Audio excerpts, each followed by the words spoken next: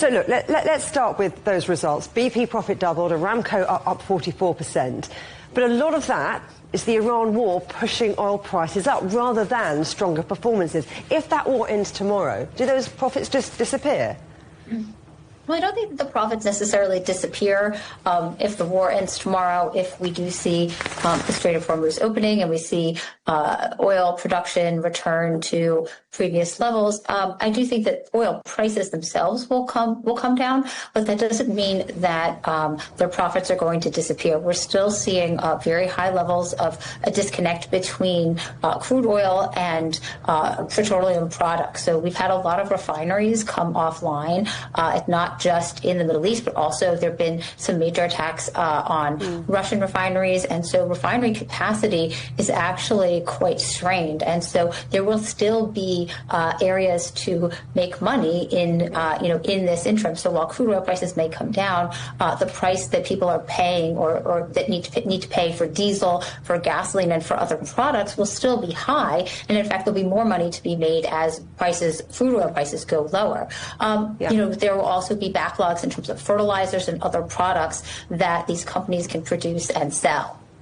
What about company performance? Because it's rare to hear a CEO say her own company hasn't been good enough. Is Meg O'Neill, the CEO of BP, actually fixing BP, or just saying the right things while the war profits paper over the cracks? Well, I do think that the test will be in this, not necessarily the post-war period, because we're not yet in a post-war period, but I do think that the test will be as she continues to grow in this role as CEO and as the company continues, what can she do to have the company perform better? Look at Chevron in the United States. The CEO there just said, hey, everyone is getting bonuses because we've done so well. Where are the areas that BP can identify that need improvement, and what can they do to, make it a better company? And that's really, I think, what you'd want to be looking for in, the next couple of quarters. And Trump's been telling oil companies to cut prices at the pump, given how much they're making right now. Give back to consumers.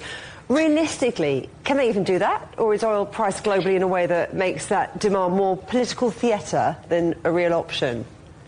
Yeah, I would say that that's really political theater because in many cases, these oil companies actually don't really have much control over the price at the pump anyway. Even though gasoline and service stations in the U.S. are branded with these big oil company names, they're not actually necessarily even owned by them. They're owned by other retailers who just license the name. And so it's really up to the retailers to set the prices. And right now, as I mentioned, we're really in a situation where gasoline and diesel, those supplies are very, very tight.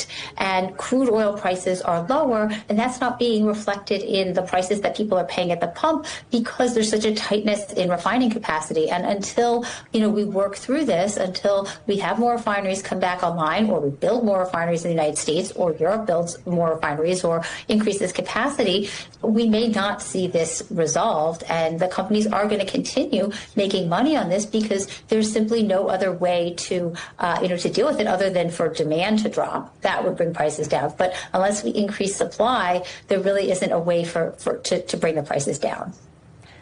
Ellen Wald of Transversal Consulting, thank you very much.